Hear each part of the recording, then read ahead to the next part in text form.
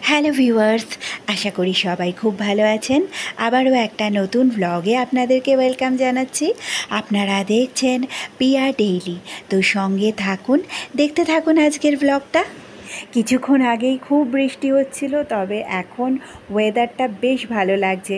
ছাদ থেকে সন্ধেবেলা বাইরের দিকটা দেখতে কিন্তু খুব ভালো লাগে।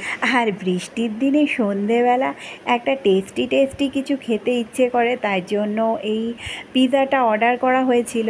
তো এই বৃষ্টির মধ্যে ডেলিভারি দিয়ে গেছে, এটাই অনেক। তো প্যাকেটে সবগুলো একসাথে হয়ে গেছিলো পিসগুলো, সেগুলো আবার ঠিক করা হলো। আর তারও 2-3 দিন পর আজকেও আমাকে যেতে হবে সেই টালিগঞ্জেই।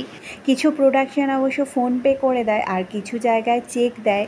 তো সেই জন্যই আজকে একটা চেক আনতে গেছিলাম, এখন ফিরছি। পুজো তো প্রায় চলেই এলো, তাই জন্য টুকটাক কিছু শপিং এখন থেকেই শুরু করে দিয়েছি। কয়েকদিন ধরে সব জায়গায় ওয়েদারের এই একই অবস্থা, বৃষ্টি যেন আর থামছেই না। এখনও কিন্তু টিপ করে বৃষ্টি পড়েই যাচ্ছে। তো বন্ধুরা, আজকের ব্লগটা এই পর্যন্তই। আমার ব্লগগুলো কেমন লাগছে কমেন্ট সেকশানে অবশ্যই জানাবেন।